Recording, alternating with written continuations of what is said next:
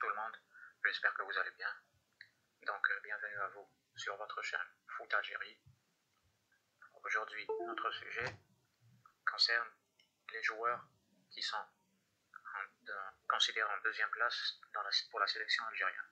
Je parle des joueurs qui évoluent en dehors du championnat de l'Algérie. Donc ces joueurs sont souvent dans les listes élargies de Petkovic. Par contre, il y en a d'autres qui n'ont jamais été convoqués.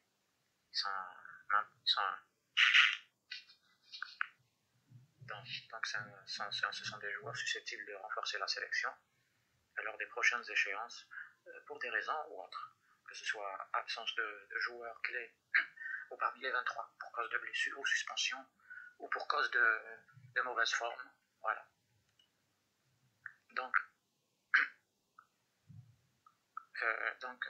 si par hasard on a l'absence d'un joueur habituellement parmi les 23, le staff technique pourra se pencher sur cette liste. Et il y en a même parmi eux qui pourront être intégrés directement dans les 23, et il y en a même qui pourront même, entre guillemets, chipper la place de certains joueurs qui sont habituellement convoqués ou parmi les 23.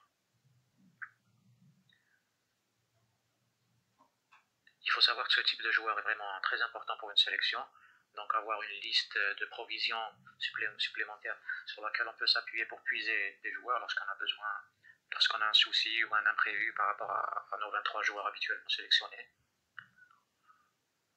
Donc nous allons essayer de faire la lumière sur ces joueurs-là. Ce sont des joueurs que j'ai mis sur cette liste par rapport à moi, par rapport à ma façon de voir les choses. Donc parmi ces joueurs, certains on peut les considérer comme les oubliés entre guillemets de Petkovic. Parce que parmi eux, il y en a qui ont vraiment de très bonnes qualités. Après, bien sûr, ça revient au choix du coach et de son staff, bien sûr. Donc c'est des choix techniques qui se font, souvent même. Donc il faut comprendre ces choses-là, c'est comme ça le monde de football. Donc moi aujourd'hui, j'ai voulu mettre la lumière uniquement sur ces joueurs. Nous allons les découvrir secteur par secteur. On commence d'abord par les gardiens de but. Alors, pour les gardiens de but, vous m'excuserez, mais il y a vraiment une carence sur ce plan-là. On n'a pas vraiment de joueurs évoluant à l'étranger, expatriés, qui sont de bon niveau, ou qui brillent. Donc, j'ai pas vraiment trouvé de gardien de but. D'après mes informations, il y en a un qui est au Canada, mais il est très jeune et je pense même pas qu'il soit titulaire. Donc il y en a un autre, je pense, en Suisse, en deuxième division. Voilà. Donc je vous rappelle que ma recherche s'est basée sur les joueurs expatriés qui évoluent à l'étranger, que ce soit des pays arabes comme la Tunisie, l'Égypte, des pays du Golfe, des pays européens bien sûr, et les pays d'Amérique du Nord. Il y a aussi un autre gardien qui était au Canada, il s'appelle Hamash. Il a été transféré il n'y a pas longtemps au Mouloudia d'Alger, il a 18 ans seulement. Donc il fait partie de l'équipe réserve du Mouloudia d'Alger. Mais bon, puisqu'il évolue actuellement maintenant au championnat d'Algérie, ça ne fait pas partie vraiment de notre sujet, c'était juste une parenthèse.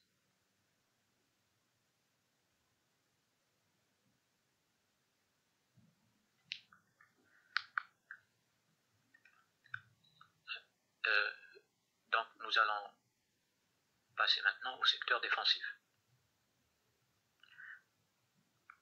Donc pour les défenseurs, nous avons l'ancien défenseur de l'USM Alger qui est actuellement en Belgique, première division. C'est Zinedine Belaïd, défenseur central.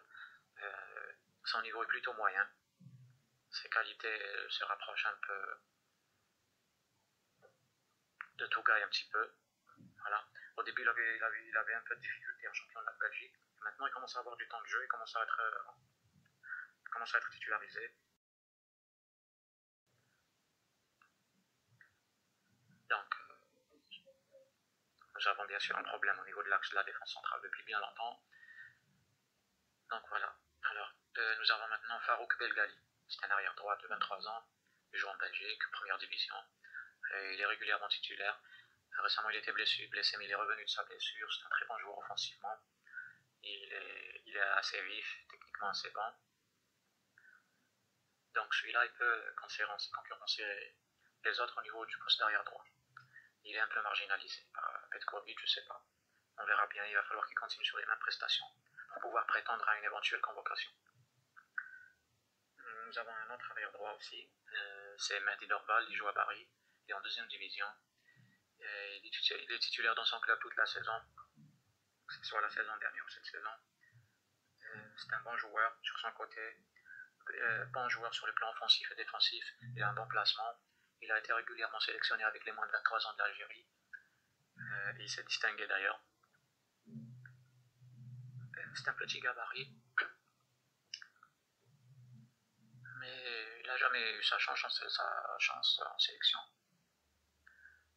Toujours est-il qu'il fait partie des joueurs susceptibles de remplacer quelqu'un en cas de manquement. Alors nous avons comme arrière gauche, nous avons Yasser Laroussi, bien sûr il est connu, il a déjà été sélectionné sous l'ère Belmadi. Il est à Watford en deuxième division en Angleterre, au début il avait quelques difficultés, maintenant ça y est, il a trouvé une place de titulaire.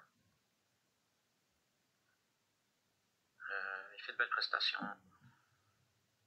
Alors, pour Laroussi, je pense pas qu'il puisse rivaliser avec Ait Nouri ni avec Hadjam. Ces deux-là sont plus forts que lui sur tous les plans, sauf sur un seul plan, il s'agit de la vitesse de course. La vitesse de course de Laroussi est largement supérieure à tous les arrières-gauches qui sont régulièrement sélectionnés en équipe d'Algérie. C'est son point fort, la vitesse de course. C'est un vrai sprinter, lui, entre guillemets. Sinon, sur les autres domaines, que ce soit offensif et défensif, Ait Nouri et Hadjam sont largement plus forts que lui. Donc, il fait partie des joueurs de la liste élargie. Il peut peut-être avoir une petite place si on positionne Ait Nouri en excentré gauche comme dans son club Wolverhampton, pour prétendre à une place parmi les 23. Donc voilà pour là aussi. Pour les milieux de terrain, on va commencer par Weiser. Vous allez vous demander pourquoi je l'ai positionné milieu de terrain. Parce que pour le poste derrière le droit, nous avons un Paul Farsi. Et Weiser, contrairement à ce que le pense tout le monde, c'est pas un arrière droit. C'est un milieu excentré droit. Depuis plusieurs années, il joue au milieu excentré droit dans son club, ou les autres clubs dans lesquels il a joué. C'est quelqu'un qui a beaucoup d'endurance, il monte, il descend, il fait un travail offensif, il fait un travail défensif. Il est excellent, il est connu. C'est un bon passeur, il sait se positionner, il a une belle vision de jeu. C'est vrai qu'il est un peu âgé, il a la trentaine, mais il a manifesté plusieurs fois sa volonté de rejoindre l'équipe d'Algérie. Pour l'instant, il n'a jamais été convoqué, on ne sait pas pourquoi. C'est resté dans le flou. Mais c'est un joueur qui a largement sa place dans les 23. Voilà.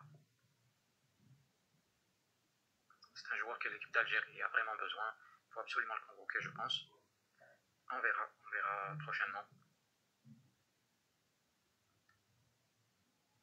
Peut-être qu'il sera présent dans la prochaine Euro. Moi, c'est ce que je souhaite parce que c'est vraiment un plus pour l'équipe d'Algérie.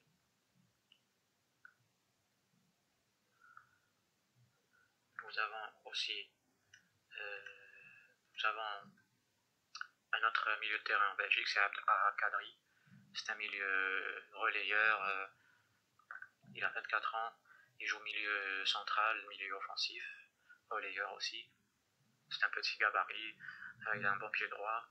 C'est un joueur qui est percutant, qui entre il vient de l'arrière, il rentre en profondeur. Donc, c'est vrai, il y a beaucoup de concurrence sur ce poste-là. Mais il fait partie des joueurs, il a déjà été testé d'ailleurs par Petkovic.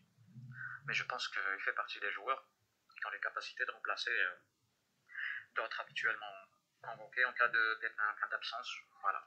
Donc, Kadri. Après, nous avons un autre oublié, mais Bilal Brahimi.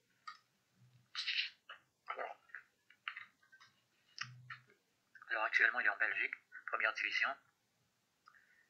À l'époque de Belmadi, il a été convoqué 2 ou 3 fois sans pour autant vraiment avoir sa chance. C'est un milieu offensif. Il joue des 2 pieds. Il est vif. Il a une belle touche technique. Mais il est victime bien sûr de la concurrence qui est hyper rude au milieu de terrain. Actuellement, il retrouve bien sûr un peu de temps de jeu dans son club. Il a 25 ans, donc ça fait partie des joueurs de deuxième catégorie, vu la concurrence énorme. Je pense que le staff devrait garder un œil sur ce joueur. Nous avons aussi un autre joueur qui s'appelle Negli, il joue en Hollande, première division. Il a été régulièrement convoqué avec les équipes de jeunes de l'équipe d'Algérie, moins de 20 ans, moins de 23 ans. Il a un bon placement sur le milieu de terrain. Il fait de belles prestations dans son club. Il est très jeune. Mais pour l'instant, il ne peut pas vraiment rivaliser avec ceux qui sont habituellement convoqués au milieu de terrain de l'équipe d'Algérie. Nous avons aussi Ryan Colley, qui joue à Queen's Park Rangers en Angleterre. Il a 19 ans. C'est un habitué des moins de 20 ans de la sélection algérienne. C'est un milieu de terrain excentré. Il est très très bon techniquement sur son couloir. Tactiquement aussi, il est rapide. Il a une bonne vision de jeu. Il a un bel avenir celui-là. Et voilà, il faut se souvenir de ce joueur-là, Ryan Colley.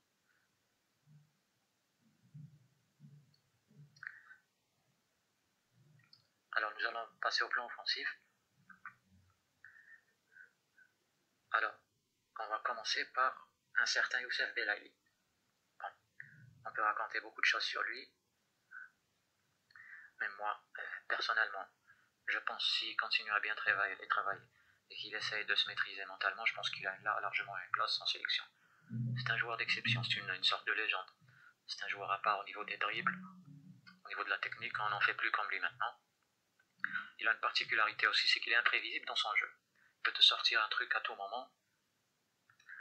Donc, mais comme vous le savez tous, il a un souci au niveau de la discipline, que ce soit en dehors du terrain ou au niveau du terrain.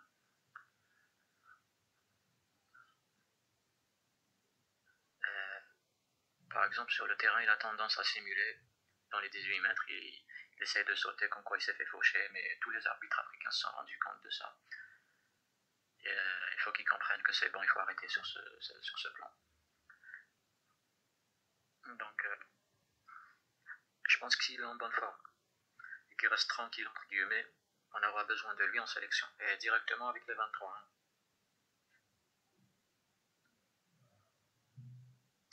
Donc, il n'est pas loin du tout de la sélection.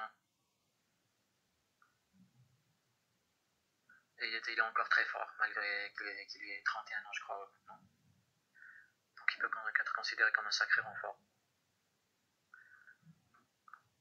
Ensuite, nous avons Belloumi et Bekra. Alors, Belloumi, il est à Hull City actuellement. C'est un joueur qui n'a pas eu de chance en sélection. Il a été à deux doigts de rejoindre la sélection. Ensuite, il s'est blessé. Il revient doucement dans son club actuellement. Mais malgré tout, ça va être difficile de l'intégrer. Vu la concurrence. Mais s'il ne se blesse pas, et qu'il continue à être performant dans son club, il pourra sérieusement concurrencer certains joueurs sur l'aile droite. En plus, c'est un très jeune joueur.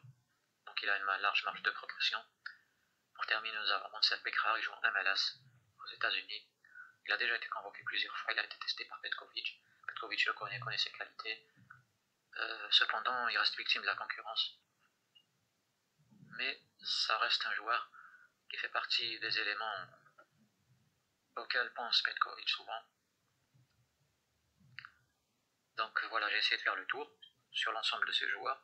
Que je pense que ce sont des joueurs qui peuvent prétendre à être sélectionnés. Certains sont vraiment très proches de la sélection. Et d'autres ont carrément une place en sélection, mais n'ont jamais eu leur chance.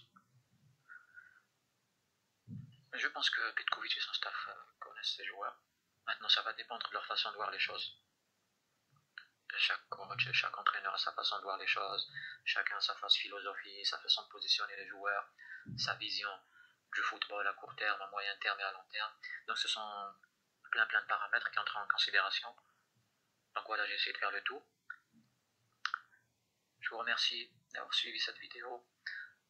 Alors si vous avez d'autres joueurs à proposer ou si vous avez un commentaire à faire sur ces joueurs, si vous n'êtes pas d'accord, chacun son point de vue, vous pouvez me faire un petit message, vous pouvez écrire votre avis, nous donner votre avis sur cette liste que j'ai présentée. Donc voilà, chacun peut donner son point de vue, selon sa façon de voir les choses, bien sûr.